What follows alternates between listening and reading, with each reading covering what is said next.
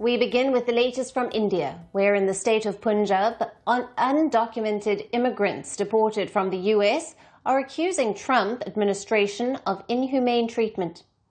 US Border Patrol showed illegal immigrants being handcuffed on their deportation flight on a military plane taking off from the US state of Texas to India's Amritsar. This was the furthest deportation flight out of the US since Donald Trump returned to power. Now, the US says that the ongoing deportation drive is critical to enforcing immigration laws and discouraging illegal entries into the country. The Indian nationals said that the 40-hour deportation flight was worse than hell. Apart from being handcuffed, all 104 Indian nationals allegedly had their feet tied with chains. One of the deportees said that nobody on the flight was allowed to move an inch from their seat, and that after repeated requests, they were allowed to drag themselves to the washroom with handcuffs on. Another deportee said that the deportation journey to India was not only physically painful, but also mentally exhausting. Now, after landing in Amritsar on Wednesday, several deported Indians were driven to their homes in different districts of Punjab state.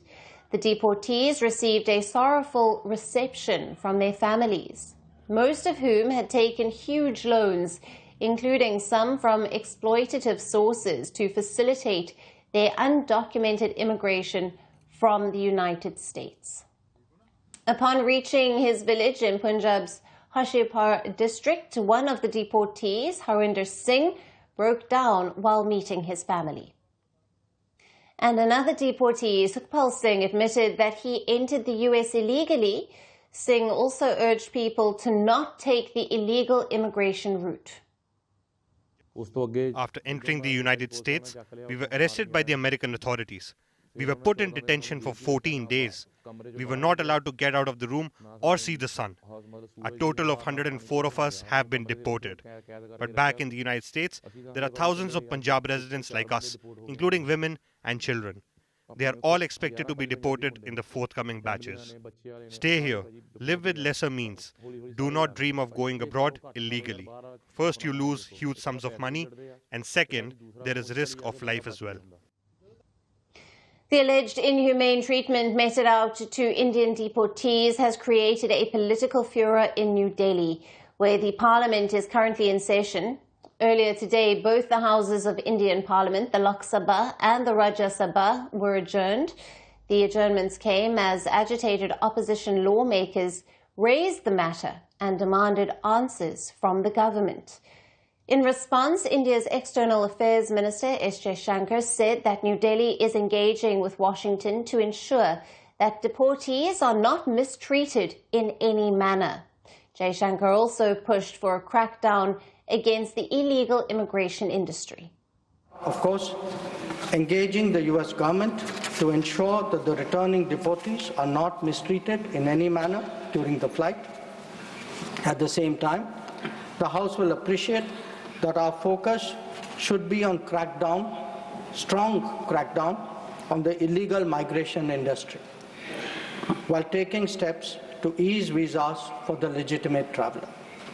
On the basis of information provided by returning deportees about the agents and others involved, law enforcement agencies will take necessary preventive and exemplary actions.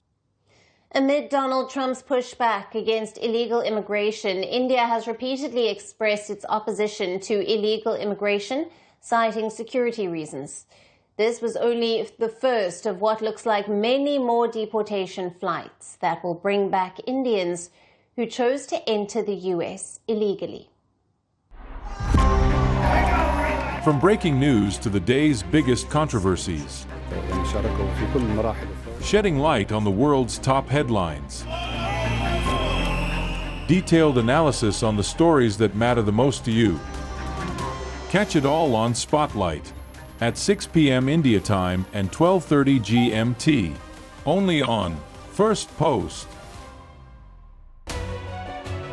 We're calling the show Vantage. We hope you like what we put together for you. And now to one touted as the minimum defense from that video. India's neighbors were the first to send the special edition of Vantage live from the White House throughout this week. Yes, Hindu Mandir in we're on our way to Tel Aviv. Measure, but it's also the perfect way to drive.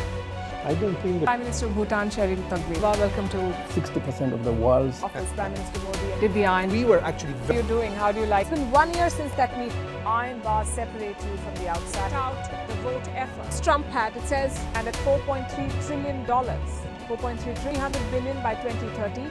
That's what we need to tackle climate change.